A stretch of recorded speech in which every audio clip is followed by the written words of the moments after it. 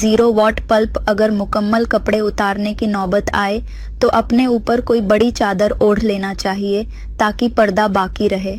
बिल्कुल बरहना होकर ताल्लुक कायम करना शरीयत में नापसंदीदा अमल शुमार किया गया है। नंबर 10 मियाँ बीवी के दरमियान तन्हाई और हमबस्तरी की बातें दूसरों में बयान करना सख्त बेहयाई है। नबी करीम सल्लल्लाहु अलैहि वसल्लम ने इस अमल से वाज़ तौर पर मना फरमाया है और उसे अखलाक के खिलाफ करार दिया है। नंबर 11 अगर शौहर बीवी से पहले अपनी ख्वाहिश पूरी कर ले तो उसे फौरन अलग नहीं होना चाहिए, बल्कि बीवी के फारग होने तक उसके साथ तवज्जो और मोहब्बत के साथ मशगूल रहे। इसी तरह ताल्लुक से पहले औरत को ज़हनी और जिस्मानी तौर पर पूरी तरह आमादा करना भी ज़रूरी है।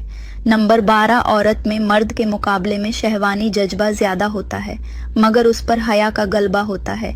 इसलिए अगर मर्द जल्दी फारग हो जाए तो फौरन बीवी से अलग ना हो, बल्कि कुछ देर तवक्कुफ करें ताकि बीवी की दिलजुई हो सके। नंबर 13 दौराने मुबाशरत मर्द के लिए बीवी की छाती को मुंह लगाना जायज़ है, लेकिन इस बात का ख्याल रखना ज़रूरी है कि दूध हलक से नीचे ना उतरे, क्योंकि यह नाजायज़ है। अगर गलती से ऐसा हो जाए तो तौबा कर लेनी चाहिए। ताम निकाह पर उसका कोई असर नहीं पड़ता। नंबर 14 हमबस्तरी के बाद मर्द और औरत दोनों को चाहिए कि अलग अलग कपड़ों या कपड़े के टुकड़ों से अपना सर साफ करें, क्योंकि एक ही कपड़ा इस्तेमाल करने से सफाई के मसाइल पैदा हो सकते हैं। नंबर 15 ताल्लुक कायम करने के बाद बेहतर है कि कम से कम आधे घंटे के अंदर गुस्ल कर लिया जाए।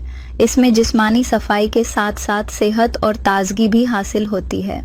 नंबर 16 अगर शौहर एक बार बीवी के साथ ताल्लुक कायम करने के बाद दोबारा हमबस्तरी का इरादा रखता हो तो दरमियान में वजू कर लेना चाहिए, क्योंकि रसूलुल्लाह सल्लल्लाहु अलैहि वसल्लम ने फरमाया कि दोबारा आने से पहले वजू करना बेहतर है।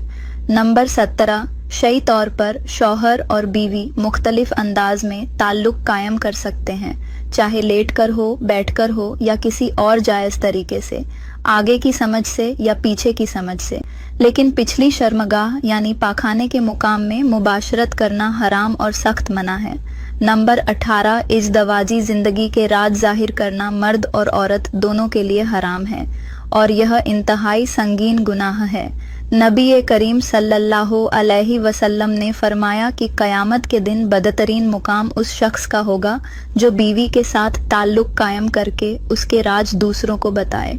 नंबर 19 बीवी के साथ खड़े होकर मुबाशरत करने से परहेज करना चाहिए, क्योंकि उसे नापसंदीदा करार दिया गया है और शरीयत इस तरीके को पसंद नहीं करती। नंबर 20 अगर हमबस्तरी के दौरान अजान या इकामत की आवाज़ सुनाई दे तो अमल जारी रखने में शरन कोई हरज नहीं।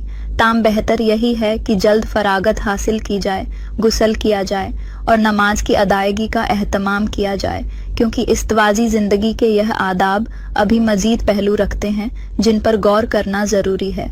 उम्मीद है आपको मेरी बातें समझ आई होंगी। अगर आपका कोई सवाल हो तो आप मुझसे पूछ सकते हैं। अगर आपको मेरी यह वीडियो पसंद आई है तो चैनल को सब्सक्राइब करना ना भूलें।